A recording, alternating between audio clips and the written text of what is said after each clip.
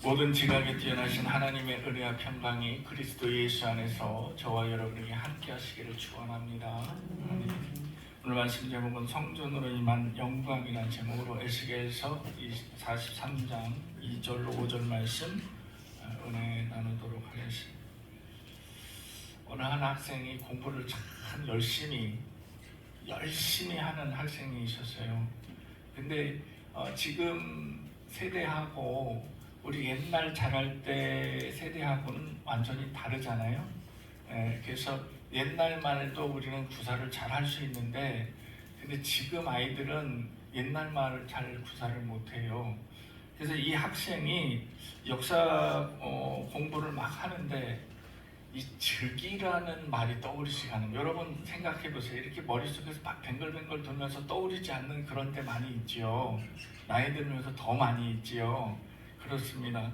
그래서 즉이라는 말이 생각이 안 나갖고 뭐를 외웠는지 아십니까? 데뷔. 그래서 이렇게 외웠습니다. 1863년 고종 데뷔, 1849년 철종 데뷔, 뭐 이런 식으로 즉이란 말이 떠오르지 않아가지고 데뷔 뭐로 가나 어떻게 가나 로마로만 가면 되죠, 그죠? 제가 기회 있을 때마다 강조하는 내용이지만 우리는 성전의 개념을 정확하게 이해하고 있어야 됩니다. 이 성전이 뭐냐? 그래서 이 성전이라 하는 것은 아주 간단하게 표현을 하자면 성전은 하나님의 영광이 계신 곳입니다. 예. 그래서 하나님께서 성전에 임재하고 계셨다, 이 사실 하나만 기억하시면 되겠습니다. 이것은 출애굽기부터 나타나고 있는 성경에 기록된 말씀이시고, 그래서 지금 우리가 사용하고 있는 성전의 개념하고는 달라요. 출애굽기에 나왔던 성전은, 또 솔로몬 성전에 계셨던 성전은 그곳에 하나님의 영광이 또는 하나님께서 임재하고 계신 그곳이 성전이었고, 지금의 성전은 어떤 개념이에요? 건축헌금 걷기 위한 성전, 그죠? 네, 그래서 성전 건축 헌금, 무슨 교회 성전 건축 부지, 이렇게 해서 여러분 거룩한 성전을 세우는 데 있어서 여러분들 동참해야 됩니다, 이렇게 얘기를 해서 사용되는 성전은 낱말밖에 되지 않는 거죠. 그런데 우리는 정확하게 성전의 개념을 이해해야 될 것이, 성전은 하나님께서 임재해 계신 곳이 그곳이다. 그러면 그 성전에는 무엇이 있었느냐? 바로 성소와 지성소가 있었고, 그 안에 뭐가 있었어요? 법궤가 있었고, 그리고 속죄소가 있었고, 그 위에서 하나님의 영광이 임재해 계시면서 하나님께서 내가 너희를 항상 만나 주겠고 너희와 함께 하실 것이다 라고 선포하셨다라는 것입니다. 믿기지 않으십니까? 믿기지 않으시면 출애굽기를 자세히 읽어보시면 거기에 다 나와 있으니까 오늘 집에 돌아가셔서 성전에 대한 출애굽기 내용을 잘 보시고, 우리는 신앙생활 하는 데 있어서도 하나님의 거룩한 성전이 어떤 것이 하나님의 거룩한 성전인지 개념 정도는 정확하게 파악하고 있어야 헛된 노름에 놀아나지 않을 것이고, 그리고 교회에서 강제로 성전 건축 헌금을 할당하는 거에 놀아나지 않을 것입니다. 그러니까 여러분 정신 똑바로 차리시기 바랍니다. 그래서 우리는 오늘 성전의 개념을 정확히 파악했으면 좋겠습니다. 오늘 말씀에는 여호와의 하나님의 영광이 임하신 거룩한 성전에 대해서, 그러니까 좀 전에 제가 말씀드렸던 그 진짜 성전에 대해서 에스겔이 하나님께서 보여주신 그 환상을 통해서, 그래서 언급한 내용을 기록한 내용이 바로 에스겔서 40장과 43장 사이에 나오는 말씀이었습니다. 오늘 2023년 마지막 주일 예배를 드리면서 거룩한 성전에 임하신 하나님의 영광이 과연 뭘까? 라고 이것에 대해서 우리가 공부하는 시간을 갖도록 하겠습니다. 40장에 보면은 하나님께서 에스겔을 이끌고 예루살렘 땅을 향해서 서게 하시고, 그리고 그의 눈을 열어서 환상을 보게 만들어 주십니다. 이것은 앞으로 되어질 미래의 성전 모습에 대해서 보여주고 계셨다라고 볼 수 있습니다. 그런데 성전이라는 것은 이스라엘 사람들에게 성전의 개념은 뭐냐? 이것은 성전은 이스라엘 사람들에게 있어서는 그들의 삶이었습니다. 그들의 인생이었습니다. 그래서 이스라엘 사람과 성전의 이 관계는 뗄래야 뗄 수 없는 그런 관계였습니다. 왜냐하면 이스라엘의 20세, 18세 이상 성인 남자는 반드시 성전에 가야만 하는 의무가 지어졌습니다. 절기 때마다 성전 앞마당에 가서 다 모여서, 이스라엘 백성 남자들이 다 모여서 거기서 하나님을 찬양했다라는 것을 우리가 기록을 통해서 알 수도 있습니다. 그래서 이 모든 이 이스라엘 성인 남자는, 그리고 그것을 제외한 내가 필요할 때, 또 내가 마음이 성령의 감동이 일었을 때에 성전을 찾아가서 제사를 지냈다는 거예요. 개인적으로 제사를 지냈습니다. 그래서 그 성전에서는 1년 365일 하나님 앞에 거룩한 아침 저녁으로 드려지는 제사 외에 이스라엘 사람들이 와서 하나님 앞에 제사를 지내는 이 제사의 행위가 1년 360일 계속 되어지고 있었다는 것입니다. 그러니까 이스라엘에게 있어서는 하나님 앞에 예배를 1년 365일 매일같이 하루도 빠짐없이 하나님 앞에 예배를 드렸다라고 볼 수 있습니다. 이스라엘 백성들은 그래서 이 성전이 단순한 건축물이 아닌 그곳에는 하나님이 계신 곳이고, 그리고 나와 하나님과 소통하는 장소였다라고 볼 수 있습니다. 여러분, 예배를 지난 시간 제가 예배는 뭡니까? 라고 단순하게 우리 표현해 봅시다.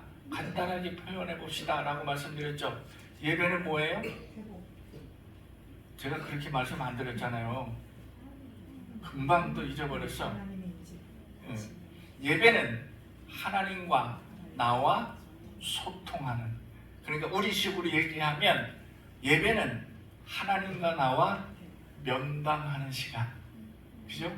우리가 하나님께 영광을 올리고, 그리고 이를 통해서 하나님께서 말씀을 전해주시며 우리에게 응답을 주시고, 이렇게 주고 받고, 예배는 우리가 모두 모여서 예배를 드리고 있지만은 그러나 1대1 대면의 시간이었다라고 말씀을 드렸습니다.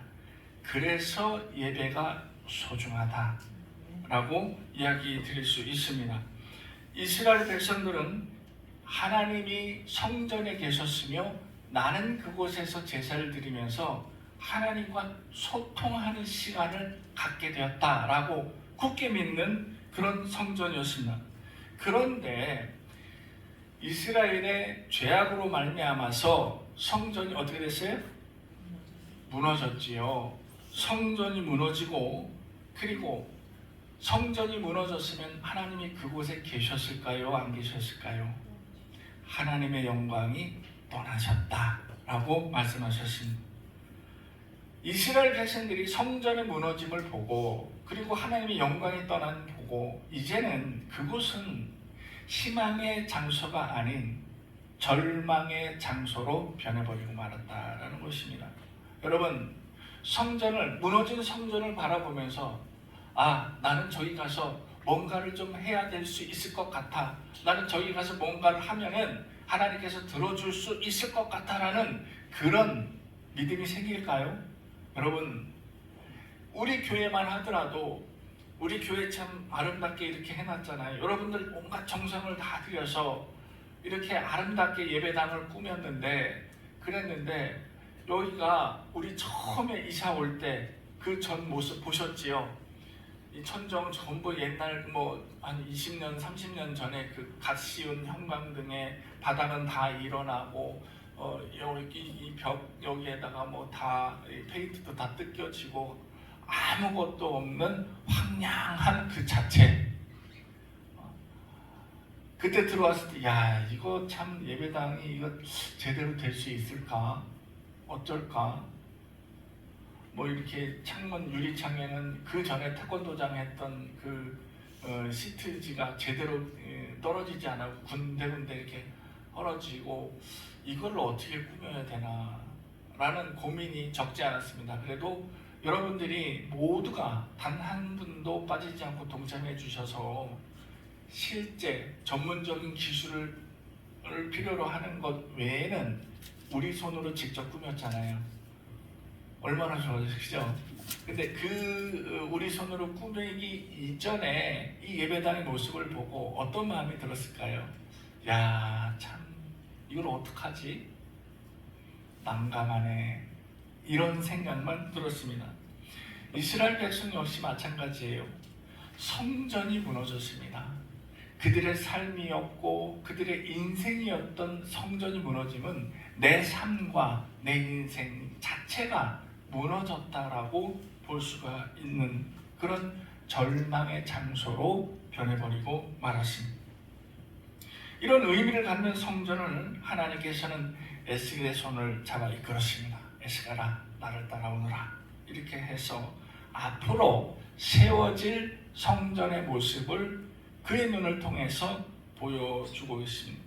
그런데 오늘 성경에서 언급된 이 성전의 규모를 보면 40장에서 이렇게 쭉 보면 몇 규빗이고 뭐하고 성전의 구조와 생김새와 여기는 누구 방이고 저거는 누구 방이고 아주 자세하게 기록이 되어 있습니다. 그런데 이 성전의 건물 치수는 대단히 큽니다. 실제로 솔로몬 성전이 세워진 그 규격보다 엄청나게 큰 치수가 기록이 되어 있는데 이 엄청난 당시 건축물로 봐서는 지금의 63빌딩이나 저기 천호동에 있는 그 타워 있잖아요. 그런 정도 규모를 보일 수도 있는 그런 어마무시한 건축물의 규모라 생각할 수 있어요. 그래서 이거 실제로 그렇게 지어졌다는 것이 아니라 앞으로 세워질 성전은 그렇게 우뚝 설 수 있다라는 상징적으로 봐야 할 것 같습니다. 에스겔은 대대로 에스겔 1장에 소개하면서 나오죠. 에스겔은 대대로 제사장의 가문의 자손이었다. 그래서 에스겔 자체가 이 성전이 의미하는 것을 누구보다도 잘 알고 있었습니다. 더욱 그래서 에스겔은 마치 이 성전을 기록하는 데 있어서 평면 설계도를 그리듯이 성전의 모양과 규모를 아주 정확한 치수를 이야기하면서 기록을 남겨놨습니다. 이렇게 성전에 대해서 긴 지면을 40장부터 43장까지 긴 지면을 할애하면서 하나님의 말씀을 빌어서 이 이스라엘에게 새로 세워질 성전에 대해서 전하고자 하는 것은 희망이었습니다.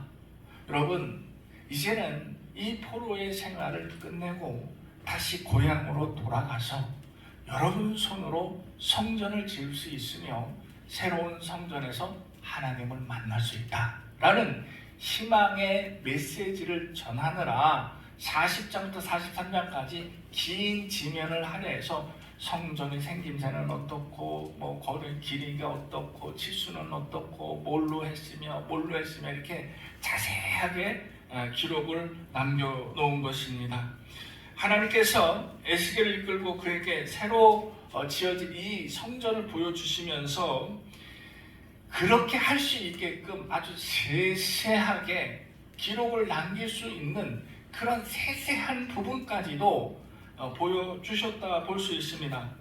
40장에는 그래서 요약을 하자면 한눈에 볼 수 있는 성전의 모습, 그래서 이 하나님의 성전을 전체적으로 확인을 할 수 있고, 41장에는 성전의 구조와 장식에 대해서 기록을 남겼으며, 그리고 성소와 지성소에 대해서 그리고 그 부속, 그 성소, 지성소, 그 외 부속 건물들에 대해 기록을 남겼고, 그리고 42장에는 제사장들의 방, 그리고 성전 앞마당, 이 성전 앞마당이 의미하는 바가 굉장히 커요. 성전 앞마당은 그냥 마당이 아닙니다. 넓은 광장으로서 이스라엘 남자들이 모여서 이스라엘의 민족 나라를 위해서 대소사를 의논할 수 있고, 그곳에서 제사를 지낼 수 있는, 그래서 어떤 것을 결의를 내릴 수 있는 굉장히 중요한 광장이었다라고 볼 수 있습니다. 그래서 제사장들의 방과 성전의 앞마당에 관해서 기록이 되었고, 이 제사장들 방은 그냥 우리 목양실처럼 있는 것이 아니라 제사장이 입는 의복이 뭐예요? 에봇이죠. 이 에봇을 보관할 수 있는, 그러니까 제사장이 제사를 지내기 위해서 필요한 모든 것들을 보관할 수 있는 그런 장소다라고 할 수 있습니다. 왜냐하면 여러분, 에봇이 그냥 에봇이 아니고 제사장만 입는 에봇이었는데, 지금 현재 시가로, 여러분 에봇 그러면 안 놀라는데 현재 시가로 얼마인 줄 아세요? 그러면 놀래. 왜냐하면 얼마인 줄 아세요? 약 1억 정도 합니다. 옷 한 벌에. 이거 봐, 놀래잖아요. 에봇 그러면 안 놀래지만 현재 시가로 1억 정도 하는 의복을 갖추고, 거기 온갖 보석을 주렁주렁 다 달았잖아요. 그래서 그 의복을 갖추고 있으면 참 그 의복을 입는 제사장 자체가 거룩해 보이는 거예요. 그래서 어떤 사사가 있었죠? 그 에봇을 나중에는 기드온이 나중에는 그 에봇을 자기 집에다가 보관했다가 우상화되고 이렇게 하다가 나중에 하나님의 징계를 받죠. 그래서 그 기드온의 자손들이 제사장의 그 대접을 못 받고, 그리고 이스라엘 사람들이 그 기드온의 자손들에게 그 마땅한 예우를 하지 않았음을 우리가 기록을 통해서 볼 수가 있습니다. 그만큼 에봇이 굉장히 이스라엘 사람들에게 중요한 그런 역할을 차지하고 있었습니다. 그리고 다른 방에는 제사장들이 제사를 지내고 나서 남은 음식들, 이것을 뭐라 그러면 지성물이라고 이야기를 해요. 이것을 먹는 장소, 이것은 제사장들만 먹을 수 있잖아요. 제사장들만 먹을 수 있는 이 지성물을 먹는 곳, 그리고 이스라엘 남자들이 절기 때마다 모였던 성전의 앞마당에 대해서 기록을 남겨놨습니다. 에스겔이 미래의 환상으로 본 내용입니다. 에스겔아, 이리 와서 이것 좀 한번 봐봐, 이렇게 해서 쭉 이렇게 보여주신 미래의 환상 내용이지만, 실제 아까도 말씀드렸지만 솔로몬이 지었던 성전의 규모보다 훨씬 큰 아주 웅장한 그런 건축물로 에스겔이 본 환상이었습니다. 그렇다면 왜 하나님은 에스겔의 손을 잡아 이끌고, 그리고 이스라엘의 그 땅을 보여주시면서 성전이 새로 생긴 그 모습을 왜 보여주셨을까? 그건 어떤 의미가 있을까? 이렇게 생각할 수 있습니다. 전쟁으로 인해서 모든 성벽이 무너졌어요. 여러분, 전쟁이 나면 참혹하지요. 모든 성전이 무너졌습니다. 왕궁도 무너지고 성전까지 파손돼서 누구도 손 쓸 겨를이 없습니다. 그런데 이런 포로 기간 중에 왜 하나님께는 왜 또다시 새롭게 지어진 이 성전에 대해서 모습을 보여주시면서 희망을 주시는가?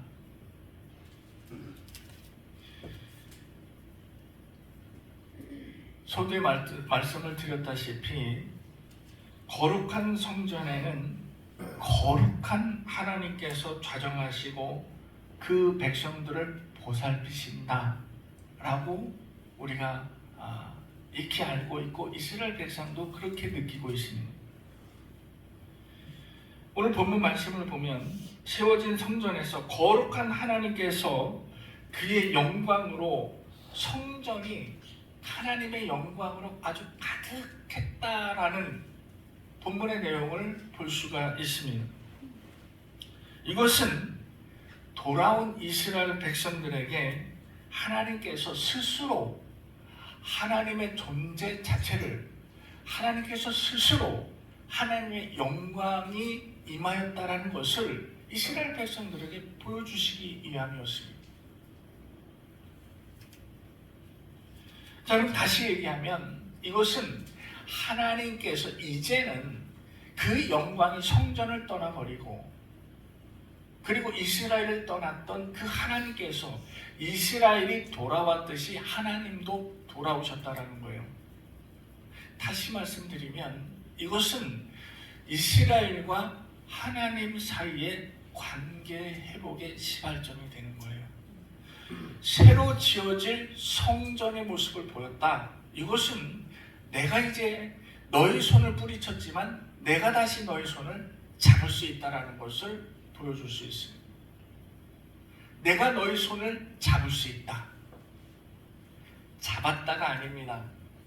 내가 너희 손을 다시 잡을 수 있다는 것입니다. 43장 6절 9절의 말씀을 보면 지금껏 잘못했던 우상 섬김의 죄를 끊어버리면 하나님께서 함께 하시리라 라는 약속의 말씀을 남겨주셨습니다. 하나님께서는 이미 출애굽기 29장에 모세에게 성막을 지으라 명령을 하셨고요. 그리고 그의 형인 대제사장 아론이 제사를 지낼 것이고 그 죄를 속죄 후에 하나님께서 만나 주실 것이며 그리고 내가 이스라엘 자손 중에 거할 것이고 그렇다면 이스라엘이 내가 그들의 하나님인 것을 깨달을 것이다. 이미 출애굽기 29장에 말씀을 남겨주셨습니다. 하나님께서는 이제 그 성전에 계시고 그의 백성들 즉 하나님의 자녀들 이스라엘 백성들을 지속적으로 만나며 돌보고 계셨음을 우리가 깨달아 알 수 있습니다. 이제는 모든 것이 멸망당하고 희망도 기대도 모든 것을 다 포기한 이스라엘에게 이 성전의 모습을 보여준다는 것은 다시 한번 일어설 수 있다라는 희망을 제공해 주신 것입니다. 우리가 에스겔서 1장부터 지금 거의 마지막 장까지 지금 쭉 읽어 나가고 있는데요. 그런데 지금껏 배운 에스겔서를 가만히 여러분 지켜보십시오. 뭐 이런저런 얘기 많이 있습니다. 하나님의 진노하심 그래서 에스겔을 통해서 너희는 죽을 거야. 멸망당할 거야. 너도 죽을 거야. 너도 죽어. 이런 이야기만 계속. 에스겔에서 가장 유명한 말은 마른 뼈. 뭐 이런 얘기. 그런데 이 에스겔서를 가만히 지켜보면 멸망과 절망이 폭발하는 화산처럼 임하고 있을 때에 그때라도 하나님께서 손을 내밀어 주셨다는 사실을 볼 수 있습니다. 하늘이 무너져도 솟아날 구멍은 있다. 하나님께서는 하늘을 무너뜨릴지언정 여러분들에게 솟아날 구멍은 반드시 열어주시는 분이 하나님이십니다.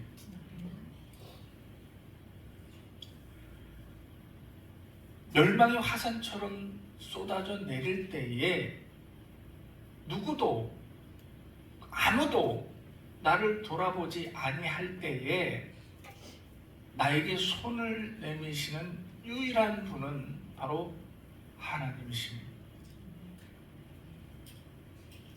이는 불변의 사실입니다. 그리고 영원히 변하지가 않습니다. 여러분들이 지금껏 경험하신 하나님을 기억해 보십시오. 이런 불평 해보셨죠? 왜 하나님은 내 기도를 들어주시지 않지?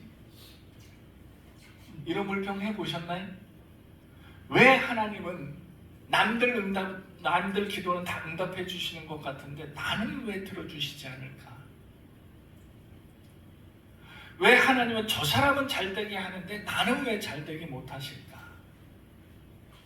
왜 하나님은 나에게만 이렇게 야박하게 구실까? 라는 생각 해보신 적 있을 거예요. 저 역시도 그랬습니다. 목사라고 안 그럴 것 같습니까? 마찬가지죠. 그러나 여러분, 어느 정도 시간이 지난 뒤에 나 자신을 한번 돌아보십시오.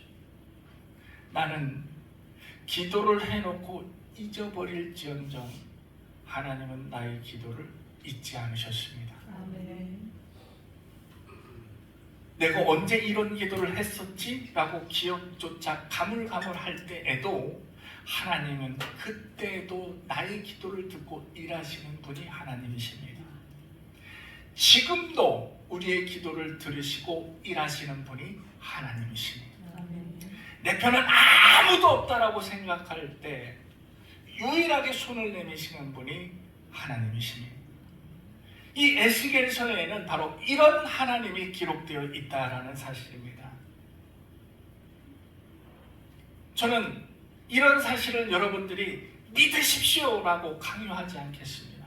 그러나 이런 하나님이 에스겔서에 기록되어 있음을 깨닫기를 원합니다. 이 말씀을 보시면서, 오늘 말씀을 들으시면서 이런 하나님, 나에게 유일하게 손을 내미시는 하나님을 느끼셨으면 좋겠습니다.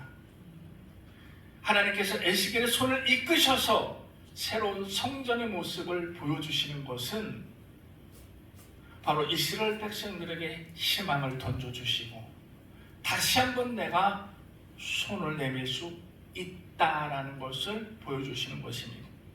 그런데 조건은 있습니다. 늘 말씀드리지만 이 조건은 단 하나까지, 여러분들이 하나님 앞에 무릎을 꿇었을 때에,